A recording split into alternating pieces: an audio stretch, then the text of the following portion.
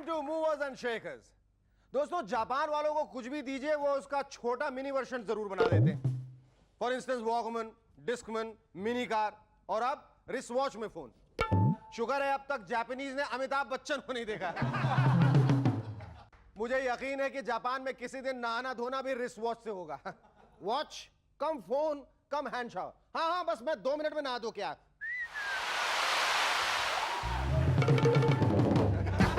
मगर उनके mini inventions को देखकर हमारी एमएनएस के साइंटिस्ट ने भी एक नया गैजेट बनाया आपकी सुविधा के लिए. आपको विश्वास नहीं हो रहा है कि ऐसी एडवांस चीज इंडिया में बन सकती है, लेकिन हमारे पास प्रूफ है.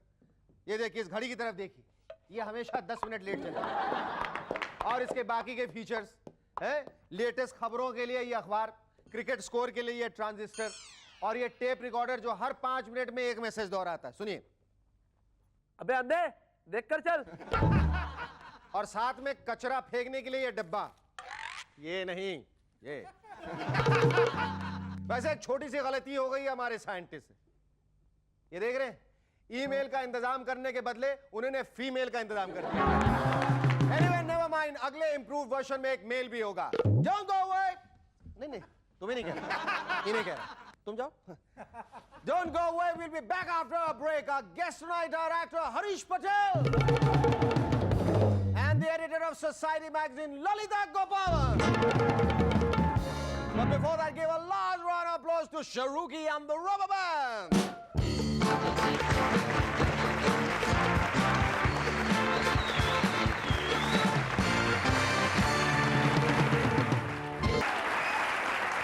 Hello, welcome back to MNS once again. दोस्तों, सरकार गिरने का सीजन आ गया. अगर आप में से कोई भी रूलिंग पार्टी के किसी लीडर को जानता है तो जल्दी से अपनी गैस एजेंसी और पेट्रोल पंप के लिए लाइसेंस ले लीजिए. इस ऑफर की क्लोजिंग डेट बहुत नजदीक आ चुकी है और हमारा आपके लिए बस एक ही मैसेज है. मुलायम जी कहते हैं मैं सरकार बनाने को तैयार हूं. अरे मुलायम जी, हमसे भी तो पूछिए कि हम आपकी सरकार झेलने के लिए तैयार हैं या नहीं. आजकल तो 90 करोड़ में से जिस आदमी को भी फुर्सत है वो सरकार बनाने को तैयार है. अब 2 ही किस्म के हिंदुस्तानी पाए जाते हैं, सरकार बनाने वाले या फिर सरकार गिराने वाले. जी, सरकार चलाने वाले दिखते तो हैं नहीं, हो तो पता नहीं. आपको तो मालूम होगा कि दिल्ली में इतनी उथल पुथल इसलिए हो रही है क्योंकि जयललिता जी चाहती हैं कि उनके ऊपर लगे करप्शन चार्जेस से लोगों का ध्यान हटा दें. एक जमाना था जब नेशनल इश्यूज को लेकर सरकारें गिरती थी. आजकल तो किसी के साड़ी और सैंडल खरीदने पे गिरने लगे. फ्यूचर में हो सकता है कि उधर पटना में राबड़ी देवी जी हथुआ मार्केट में अपने लिए लिपस्टिक और टैल्कम पाउडर खरीदे और इधर दिल्ली में सरकार हिल जाए. आजकल आए दिन एक के बाद एक नए चैनल्स लॉन्च किए जा रहे हैं. तो हमारी एमएनएस की टीम ने एक नया चैनल शुरू करने का फैसला किया है, रीडिस्कवरी चैनल. पेश है एक स्नीक प्रीव्यू. बहनों और भाइयों, रीडिस्कवरी चैनल में आप सबका स्वागत है. हर हफ्ते की तरह इस बार भी हम आपको गीतमाला नहीं सुनाएंगे, बल्कि कुछ ऐसे जानवर दिखाएंगे जो या तो इस पृथ्वी से लुप्त हो चुके हैं या लुप्त होने वाले हैं. लुप्त. पहला एंडेंजर्ड जानवर है ये फॉसिल पॉलिटिकोसारस इंडस, यानी कि एक शरीफ पॉलिटिशियन. बहनों और भाइयों, 1947 से खादी पहने हुए ये जानवर विधानसभा और लोकसभा के जंगलों में पाया जाता था. लेकिन पॉलिटिक्स में क्राइम और करप्शन बढ़ जाने की वजह से ये जानवर अब लगभग लुप्त सा हो गया है. क्लार्कोसारस गवर्नमेंटस, यानी कि मेहनती सरकारी नौकर. ये जानवर हजारों की संख्या में किसी भी सरकारी दफ्तर में पाया जाता था. लेकिन पिछले कुछ सालों से बढ़ती महंगाई, रिश्वतखोरी और हड़तालों ने इस जानवर को तकरीबन गायब सा कर दिया है. अब इसकी जगह क्लोनिंग करके इसी का हमशक्ल कामचोर सरकारी नौकर मौजूद है. इसी श्रृंखला में लुप्त होता हमारा तीसरा जानवर है द ग्रेट इंडियन एथलेटोरस. ये इंडियन एथलीट कई सालों से एशियन गेम्स और सार्क गेम्स के जंगलों में पाया गया, लेकिन कभी मेडल न मिलने की सूरत में ये जानवर भी अब एंडेंजर्ड स्पीशीज की कैटेगरी में आ गया है. विश्वसनीय सूत्रों का ये मानना है कि हमारे इंडियन स्पोर्ट्स ऑफिशियल्स की एक्सेसिव पोचिंग के नतीजे से ये जानवर धीरे धीरे लुप्त हो रहा है. हमारा चौथा जानवर है टीचरोटोरस. स्कूलों में शिक्षा बांटने वाला ये टीचर आज धीरे धीरे गायब होता जा रहा है. क्योंकि कोचिंग क्लासेस नाम की बीमारी इसको खा रही है। अगर बहुत जल्दी इस बीमारी को खत्म न किया जाए तो जितने बचे कुचे जानवर हैं वो भी गायब हो जाएंगे। डिस्कवरी चैनल पर भले ही सब कुछ घटता जा रहा है, पर आजकल वर्ल्ड कप का बुखार बहुत तेजी से चढ़ता जा रहा है। हर रोज टीवी पे आता है best of luck, best of luck, best of luck. वैसे ट्रायंगुलर सीरीज में हमारी परफॉर्मेंस को देखकर वाकई लगता है कि सिर्फ बेस्ट ऑफ लक ही हमें वर्ल्ड कप जिता सकती है। अजरुद्दीन साहब कहते हैं कि हमें वर्ल्ड कप जीतने के लिए अच्छी बैटिंग, अच्छी बॉलिंग और अच्छी फील्डिंग करनी पड़ेगी। वाह, क्या ब्रिलियंट सजेशन है। उन्हें तो यह फॉर्मूला इन्वेंट करने के लिए नोबेल प्राइज फॉर क्रिकेट मिलना चाहिए। चलिए, देर से ही सही उन्हें यह बात मालूम तो चली। अब तक तो शायद वो यही सोचते थे कि दुबई में जाकर अच्छी शॉपिंग करने से ही मैचेस जीते जाते हैं। वैसे अजहर भाई आजकल बहुत तेजी से रन स्कोर करने लगे। कभी कभी तो जब संगीता पेविलियन में कहती हैं, अरे अज्जू डार्लिंग, थोड़ी देर बाद बैटिंग के लिए चले जाना, पहले गर्मा गर्म बिरयानी तो खा लो, तो अज्जू कहते हैं, नहीं सांगी डार्लिंग, मैं जरा तेजी से रन स्कोर करके आता हूं, घबराओ मत, तुम्हारी बिरयानी बिल्कुल ठंडी नहीं होगी, बस मैं यूं गया और यूं आया। पिछले दिनों भारत और पाकिस्तान के इतिहासकार दिल्ली में मिले और फैसला किया कि दोनों देशों की हिस्ट्री अब दोबारा लिखी जानी। अच्छा आइडिया है, कम से कम 50 सालों की बोर हिस्ट्री से छुटकारा तो मिलेगा। अब नई हिस्ट्री लिखे जाने के बाद एग्जाम्स में जो क्वेश्चंस पूछे जाएंगे वो शायद इस तरह के होंगे। पहला सवाल, वाजपेयी जी लाहौर बस यात्रा के दौरान किस नंबर की सीट पे बैठे थे और उस यात्रा के दौरान उनको शत्रु भैया ने अपने डायलॉग सुनाकर ज्यादा एंटरटेन किया था या देव साहब ने अगली फिल्म की स्क्रिप्ट सुना दी? शाम का सर सुन रहे हैं ना, शाम का आज तो सकाना छेन हुआ। शत्रु ये डायलॉग सुनाने का वक्त नहीं है, वो लाहौर जाके सुनाना। वाजपेयी जी कहाँ हैं? वाजपेयी जी अभी अभी मेरे दिमाग में एक बहुत ही अच्छी फिल्म स्क्रिप्ट ने जन्म लिया है। मैं आपको उस फिल्म की कहानी सुनाना चाहता हूँ। फिल्म का नाम है कश्मीर की कली देर से खिली। फिल्म के हीरोइन एक 16 साल की कम सिन जवान लड़की है। जो आप दोनों सो जाइए, मुझे बहुत नींद आ रही है। दूसरा सवाल, सन 1999 में जब पाकिस्तानी क्रिकेट टीम भारत आई थी तो दिल्ली के कोटला मैदान के पिच में भूचाल से गड्ढे पड़ गए थे। कुंबले ने बॉल पटक कर गड्ढे बनाए थे या किसी ने उसे खोदा? कृपया सही स्टेटमेंट को विस्तार पूर्वक लिखिए। तीसरा सवाल, सन 1998 में बीजेपी ने पोखरण में जो धमाके किए थे वो बीजेपी ने क्लिंटन और मोनिका की पोल पट्टी खुल जाने की खुशी में किए थे, पाकिस्तान पर अमेरिकी सैंक्शंस लगवाने के लिए किए थे, या फिर अम्मा को उनकी धमकियों का जवाब दिया? कृपया सही कारण पर राइट का निशान लगाइए। आखिरी सवाल, नवाज शरीफ साहब का कहना है अब हमें टेंशन से भरा कश्मीर नहीं चाहिए, इसकी जगह पर आप हमें खुशियों से भरे लालू जी दे दीजिए। इस स्टेटमेंट पर 100 शब्दों की विशेष टिप्पणी लिखिए। Our first guest on M&S tonight is an actor and a friend who was also my room partner during the making of my debut film Utsav. Ladies and gentlemen, please welcome Harish Patel.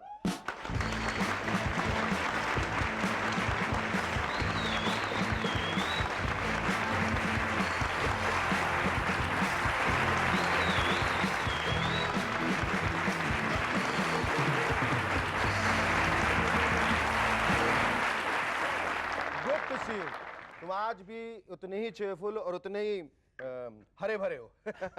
It's so good to see you after so long. अच्छा, मुझे ऐसा लगता है हरीश कि आज अगर किसी भी मूवी चैनल में कहीं भी दुनिया में, विश्व में किसी कोने में अगर कोई टीवी चैनल खोले, मूवी चैनल हो, तो उसमें हरीश पटेल जरूर रहेगा। How many films have you done till now?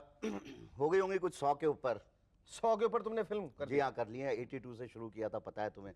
99 में इतनी तो कर ही ली मैंने, क्योंकि मैंने हर तरह की फिल्में की हैं। पर तुमने कभी काउंट करने की कोशिश नहीं की मैं इतनी फिल्में, कोई रिकॉर्ड नहीं बनाना चाह रहे हो? फिल्में नहीं, हाँ। मैं सिर्फ पैसे काउंट करता था। वो कौन सी फिल्म है जिसमें तुम्हें काम करके बिल्कुल भरपूर, जिसको कहते हैं कि मजा और सेटिस्फैक्शन मिला? उसका मैं क्या कहूंगा कि वो जिस तरह के डायरेक्टर के साथ आपने काम किया है उस पर डिपेंड करता है, क्योंकि चाहे रोल छोटा हो या बड़ा, सही बात। वो जो आपसे काम निकलवा के लेते हैं उसका ज्यादा मजा आता है। अब जैसे मैंने प्यार किया, भले ही मेरा छोटा सा कैरेक्टर था, लेकिन सूरज बड़ियाती के साथ काम करना एक अलग बात थी। लाले की जान, हर इंसान अपनी रोजी ऊपर से लिखवा कर लाता है, मगर उसकी इज्जत नहीं करोगे ना तो वो तुम्हारे लिए रुकेगी नहीं। फिर कभी जवान पर नजर उठाकर भी देखा तो जिन हाथों से ड्राइवरी सिखाई है ना, उन्हीं से भुलवा दूंगा। चलो निकलो यहाँ से। But he also started the trend of the comic villain. Comic villain. वो एक कॉमिक का एक पुट उसमें डाल देना, एक विलेन में एक नया शेड, एक नया एंगल, एक नया परसेप्शन नहीं, वो इसलिए रखा गया क्योंकि लेटली फिल्मों में ऐसा होने लगा, भाई थोड़ा रिलीफ भी होना चाहिए। तो उस वजह से वो कैरेक्टर बड़ा स्टीरियोटाइप हो जाता है। और सबसे बड़ी बात ये है कि वो मेन विलन के पहले मरता है, सेकंड लास्ट उसकी डेथ होती है, तो उतनी लेंथ भी मिलती है हमें। अच्छा हरीश, तुमने कभी डायरेक्शन की तरफ निगाहें फेरी हैं, कभी सोचा है कि मुझे डायरेक्शन भी करना चाहिए? हाँ, क्यों नहीं? You think about that and you answer that after the break. Stay with us, we'll be back in a moment to chat some more with Harish Patel.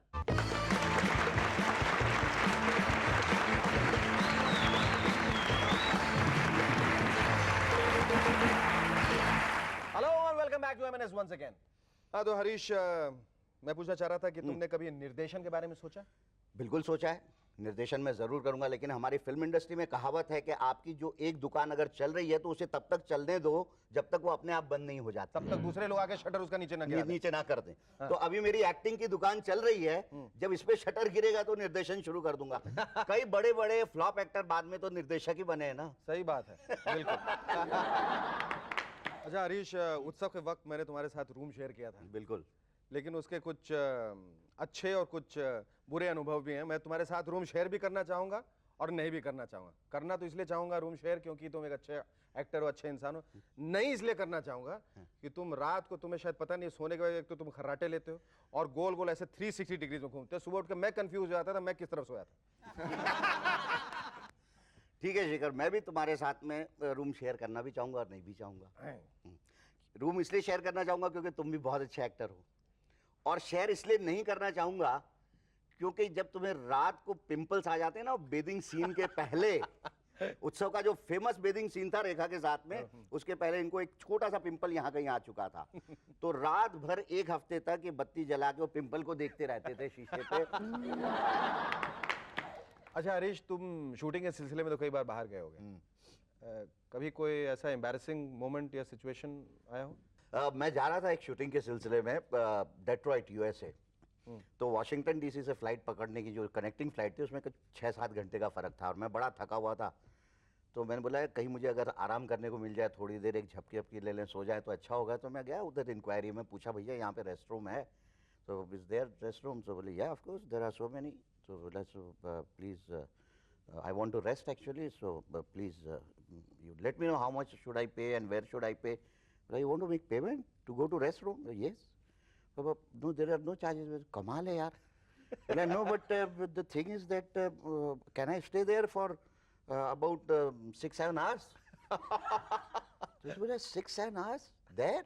Yeah, of course. In a restroom? 6-7 hours? हाँ, तो कुछ गड़बड़ लगती है भाई। मुझे बाद में पता चला एक्चुअली कि रेस्ट रूम जिसे हम यहाँ विश्राम गृह कहते हैं, अमेरिका में उसे टॉयलेट को कहते हैं। Thank you so much, Harish. It was lovely talking to you. Our second guest on M&S tonight is the editor of the very popular magazine Society. Ladies and gentlemen, please welcome Lalita Gopalan.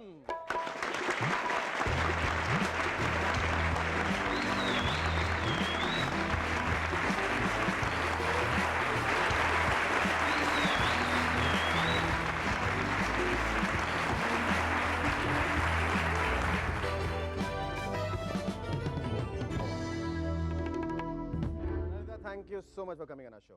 Thank you for I think you look too young to be the editor of Society magazine. maybe I'm not as young as I look. पर आप दिखती हैं, नहीं हो तो पता नहीं। अच्छा, अक्सर आप लोगों के बारे में लिखती हैं, उनका इंटरव्यू लेती हैं। How do you feel today you are sitting on the other side of the firing line? A little very different. Very different. Yeah. आपको ऐसा लगता है कि आपके साथ किस तरह से सलूक किया जाए?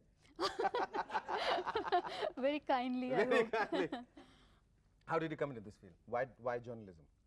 I've always wanted to do journalism right from the time I was in the 8th standard. अच्छा. I was very clear about it. And after graduation, I came to Sophia Polytech. And then I was in journalism But after क्या that. क्या वजह क्या थी? ऐसे कौन सी खास वजह थी? किस कारण से आप चाहती थी कि मैं जर्नलिस्ट ही बनूं, लोगों के बारे में लिखूं? क्या मतलब इसमें क्या एक्साइटमेंट मिलती है आपको? I like meeting people. And when you're curious about people, you do want to know more. Yeah, but you like writing about people or you like grilling them? Writing about, I'm not into grilling people. Not into grilling not people into at all. grilling, not at all. अच्छा, आप newspaper में भी लिख चुकी हैं, Yeah. लिखती थी, और Yeah. मैगजीन। बेसिक फर्क क्या है दोनों में? When you write for a newspaper and you write for a magazine. When you write for a newspaper, there is a lot more pressure because the deadlines are tighter. Deadlines, हाँ. When I was writing for Midday, I was doing a lot of features itself, which is not very different from society, but you do need to deliver much faster. अगर आपको मौका दिया गया कि आप ऐसे ये जो फिल्मी जर्नलिस्ट जो होते हैं जैसे उस किस्म के, या फिल्मी मैगजीन में आप लोग आपको मौका दिया लिखने के लिए, हाउ कंफर्टेबल और uncomfortable would you be? I would not be able to do it. No? No. क्यों, क्या वजह है? I think it requires a lot of persistence to begin with. I don't want to criticize film journalists.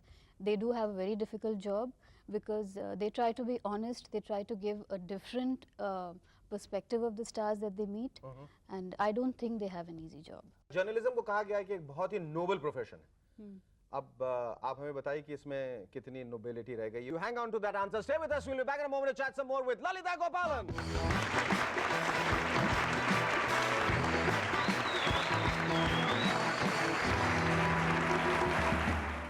Hello and welcome back to minutes once again. Lalita ji बताइए, जैसे मैं पूछ रहा था आपसे कि ये बहुत ही नोबल प्रोफेशन माना गया है, अब इसमें कितनी नोबिलिटी बाकी रह गई? I think it definitely is noble. Society magazine को इतना पॉपुलर बनाने में आपका कितना योगदान है Lalita? I think there have been about 5 or 6 editors before me, so I wouldn't take all the credit for where the magazine is today. I've been editor for a year and a half, and आपके आने के बाद क्या लग रहा है कि magazine better हुई है, खराब हुई I है, वही hope है? it's better. क्या? I हाँ, ये- definitely hope it's better. अच्छा, आपके मैगजीन में कॉलम भी होता है व्हाट्स इन व्हाट्स आउट, ये आप लोग कैसे डिसाइड करते हो what's in what's out? See, like I said, it's not just me. We have a team, so all of us are aware of what's happening and what's not, and you know what people like, what people don't like. And when you go out and we have all kinds of age groups. I'm among the older ones. We do have people in their very early 20s. Okay. You know, the pub hopping, the disco going, that kind of crowd as well. So we all sit together and we decide what's in. अच्छा, अगर मैं आपसे पूछूं कि इस महीने which are the 5 things which are like in and 5 things which are out?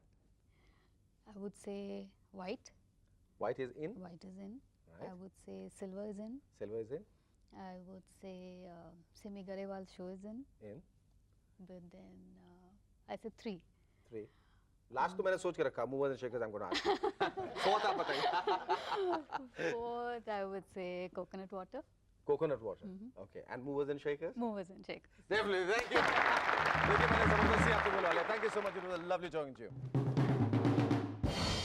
आजकल हमारे यहाँ इतने पावर कट्स नहीं होते जितने इलेक्शंस होते हैं। मैं तो कहता हूँ कि इनकम टैक्स का नाम बदल के इलेक्शन टैक्स रख देना चाहिए। फ्यूचर में इनकम टैक्स वाले अनाउंस करेंगे, कृपया अपने रिटर्न्स 2 दिन के अंदर भेज दीजिए, 7 दिनों के बाद इलेक्शंस जो है।